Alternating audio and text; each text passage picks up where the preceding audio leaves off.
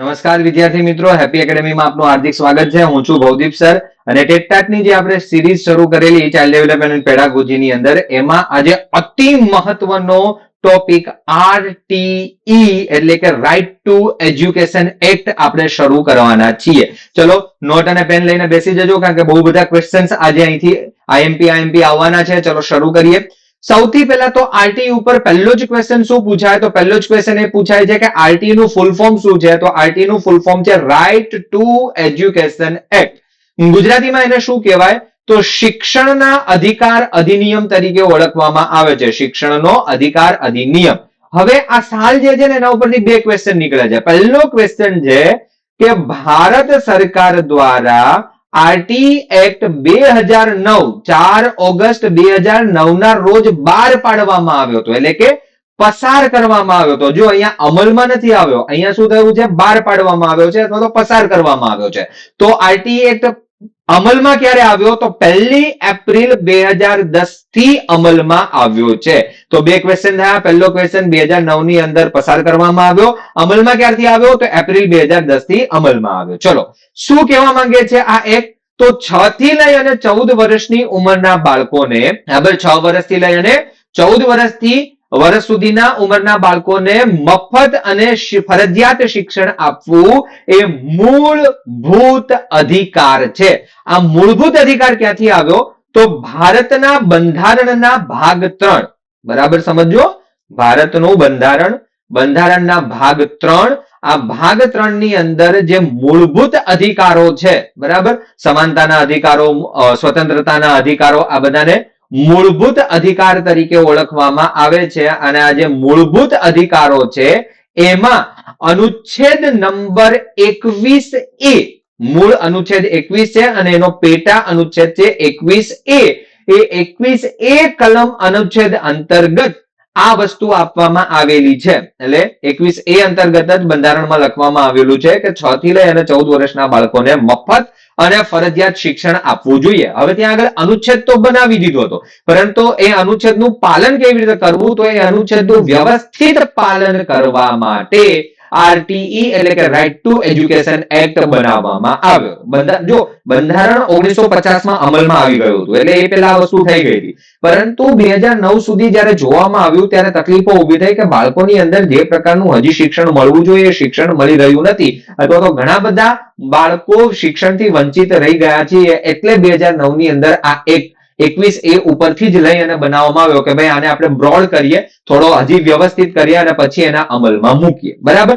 મુખ્ય હેતુ શું હતો? તો હમણાં જ વાત કરીએ કે દરેક બાળકને મફત અને ફરજિયાત શિક્ષણ મળે, એ જ એનો મુખ્ય હેતુ છે. ચલો આગળ વાત કરીએ તો આરટી ની અંદર ઘણી બધી જોગવાઈઓ છે. તો આ જોગવાઈઓ જોઈએ. એમાં પહેલી જોગવાઈ ઉંમર મર્યાદાની છે. તો ઓછામાં ઓછી ઉંમર 6 વર્ષ અને વધુમાં વધુ ઉંમર 14 વર્ષ હોવી જોઈએ, એટલે કે 6 થી લઈ અને 14 વર્ષના બાળકોને શિક્ષણ આપવાનું છે. બરાબર. આ શિક્ષણ સંપૂર્ણતઃ મફત હશે, એટલે કે એની પાસેથી કોઈ પણ પ્રકારની ફી, કોઈ પણ પ્રકારનો દંડ કે કોઈ પણ પ્રકારનો ખર્ચ બાળક પાસેથી લેવામાં આવશે નહીં. એનો મતલબ શું થયો? એડમિશન ફીસ, સત્રાંત ફીસ, સત્ર ફીસ, આવી કોઈ પણ પ્રકારની ફીસ બાળક પાસેથી લેવામાં આવશે નહીં. આ ફરજિયાત અને સંપૂર્ણ હશે. બીજી વસ્તુ શું કે જ્યારે તમે આરટી નું એડમિશન લેવા જાઓ છો અને એડમિશન લેતી વખતે બાળકની ઉંમર કે બાળકનો કોઈ પણ પ્રકારનો દસ્તાવેજ તમારી પાસે ન હોય તો પણ સ્કૂલોએ ફરજિયાત શિક્ષણ આપવું પડશે. અહીંયા એક વસ્તુ યાદ રાખજો, એનો મતલબ એવો નથી કે ડોક્યુમેન્ટ્સ વગર ચાલી જશે. શબ્દ શું લખ્યો છે? પ્રવેશના સમયે. બરાબર.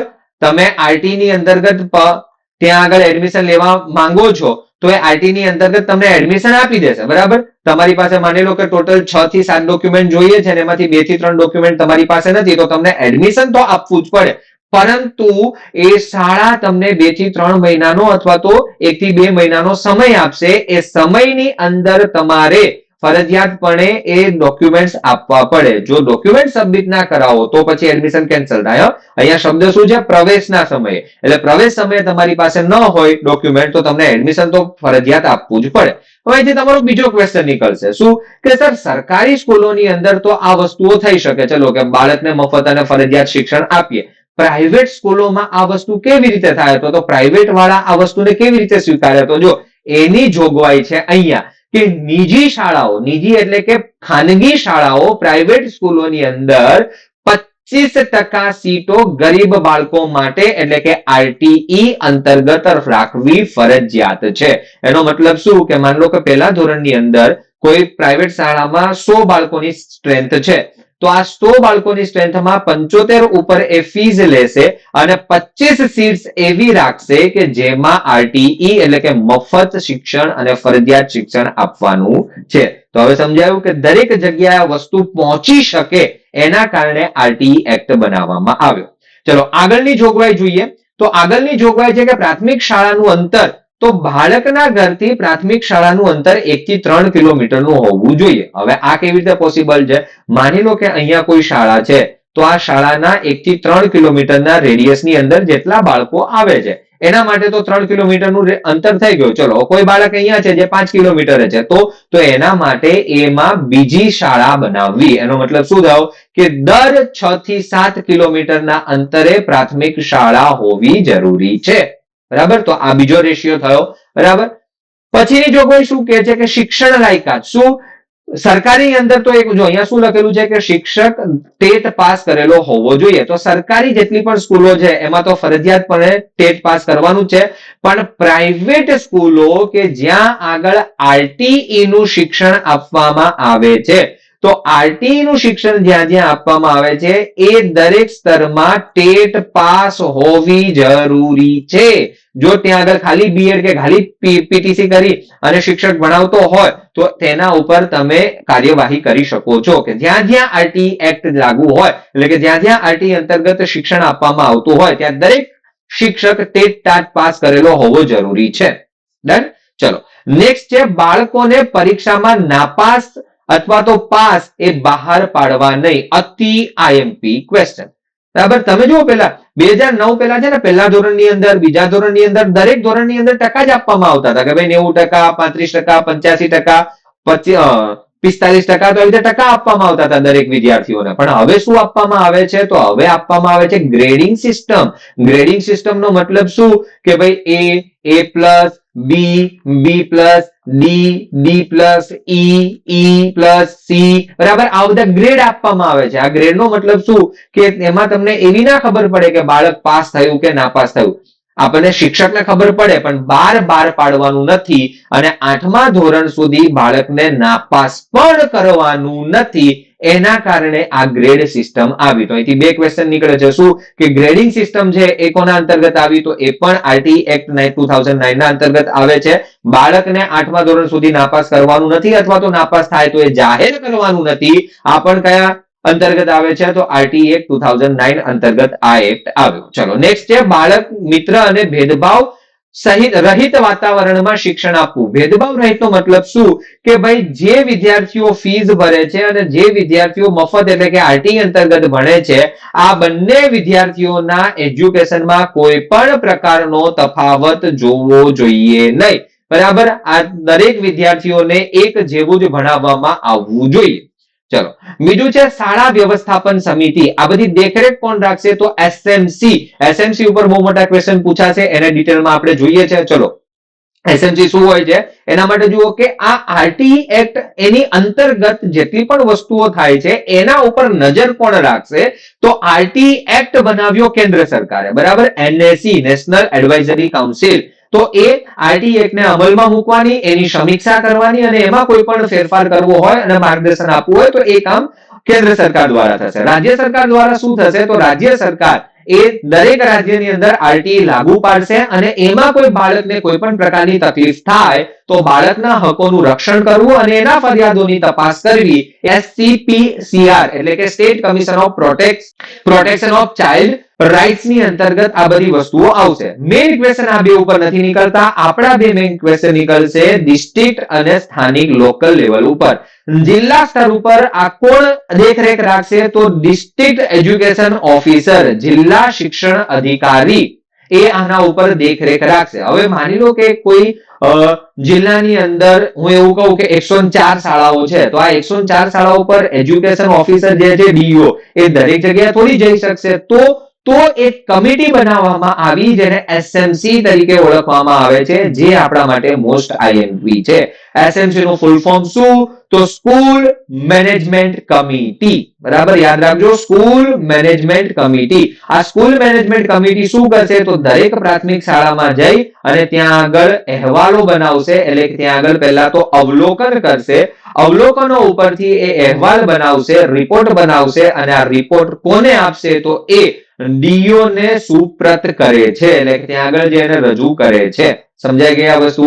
એસએમસી નું કામ શું? તો સ્કૂલોમાં જઈને અવલોકન કરવાનું, સ્કૂલોમાં જઈને સમીક્ષા કરવાનું. મેઇન કામ શેનું છે? આરટીઈ નું છે. અને ખાલી આરટીઈ નું નહીં, દરેક પ્રકારનું કામ, બાળકની ત્યાં આગળ હાજરી થાય છે કે નહીં, હાજરી પત્રકો, એસએમસી સર્ટિફિકેટો, આ બધી જ બાબતોનું મૂલ્યાંકન અને અવલોકન એસએમસી દ્વારા થાય છે. અને એ જે રિપોર્ટ તૈયાર કરે છે એ ડીઓ કચેરીમાં જમા કરાવવામાં આવે છે. તો આ બે અતિ મહત્વના ક્વેશ્ચન આપણા માટે હતા. ચલો આગળ વધીએ.